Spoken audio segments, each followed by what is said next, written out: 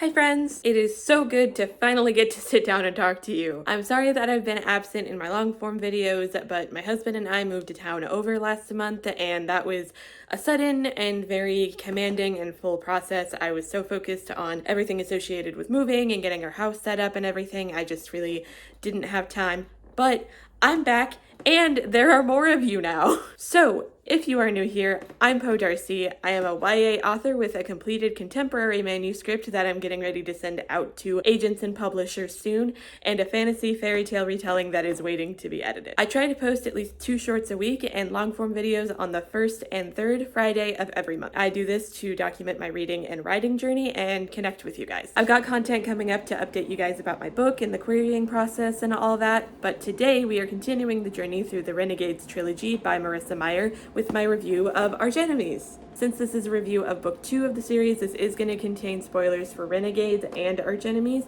so if you're not caught up with book 2 of this trilogy, then go ahead and click away and save this video for later. If you would like to see my reading vlog for book 1 of the series, Renegades, and my non-spoiler review, the card for that is wherever it appears up here. Now, let's dive in. My first thought about Archenemies is that the beginning was really strong. We get to see the team in action, and we're just thrown into the middle of it with Hawthorne and her crew. And I like that Hawthorne actually ends up having consequence for the rest of the story, and the story doesn't begin with just a hero of the week kind of thing. But my favorite part about the beginning is how it all kind of culminates to the neutralization of the puppeteer. If anything has made me cry reading these books, it has involved Winston Pratt.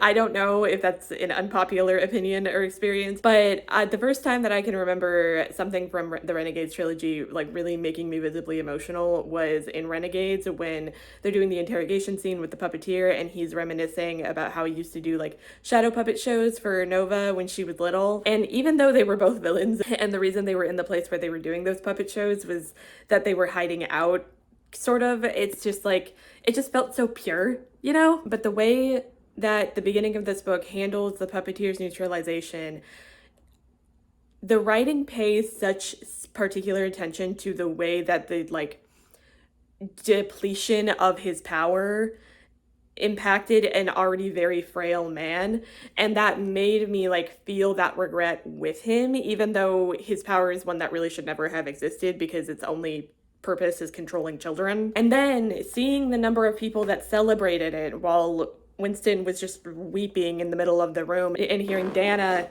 I think it's Dana.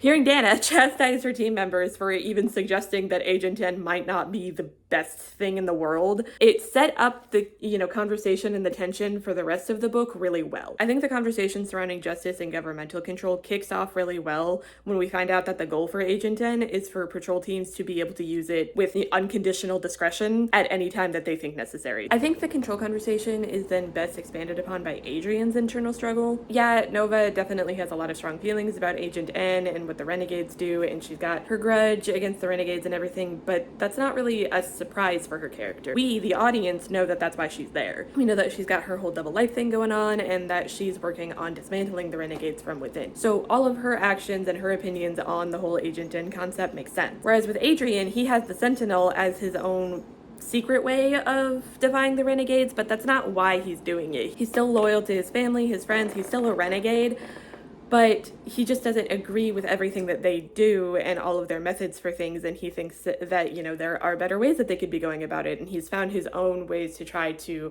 bring that to pass in secret. So when he and his team are engaged in conversations about Agent N and other things that the Renegades are doing, and Nova starts popping off, even if he mostly agrees, it's harder for Adrian to just accept those viewpoints. This, I think, is a good representation of how the conversation, about governmental control and politics and things like that changes as you get older, because you end up being involved in decisions regarding difficult government changes and, just high stakes voting decisions and stuff like that. And it can be hard to acknowledge or admit that you disagree with your friends and family, or it can be hard to admit that you do if you think that doing so would threaten something that you care about. Since this book is written for and marketed toward the age group of people who are starting to be involved in those conversations, I think it's good that we're giving visibility to how difficult but also how important that kind of discourse is. From a story standpoint, this book hones in on Nova's identity struggle as a renegade, an anarchist, and not actually truly either. I really liked seeing her search for who she really was in the midst of everything that she was trying to do. And I think there was a lot of really good setup for Supernova, and I hope that that's where we kind of get to see her take ownership of her own identity and her own person. That's not based on the things that she's been through and the people who hurt her or even the people who raised her. Adrian and Nova's romance was super cute in this one. I really loved getting to see the tension and their internal thoughts, especially as it relates to Nova's double life and that kind of back and forth. I was kind of surprised by the level of spice though. I'd still rate it like a 1, maybe 1.5 just for the level of description, but it still doesn't like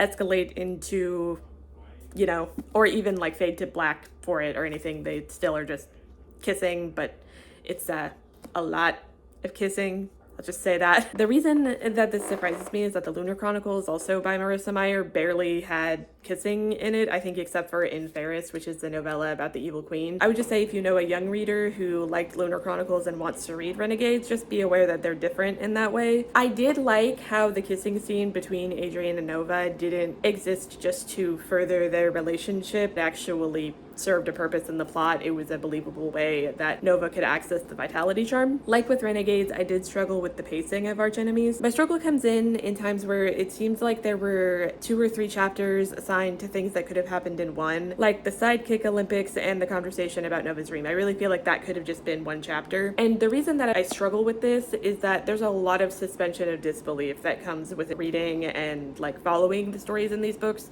Like, the entire time you have to believe that Adrian wouldn't know that Nova was Nightmare, and Nova wouldn't know that Adrian is the Sentinel. So having more page time assigned to certain plot points and those plot points be drawn out, it just makes it constantly having to exercise that suspension of disbelief tiring. The end, though, is super strong. Everything from Adrian walking home from the gala to the helmet being hidden is just moves super quickly and is super engaging. It answers a bunch of questions and leaves us with new ones, like what's going to happen to Max? Is Ace going to survive prison?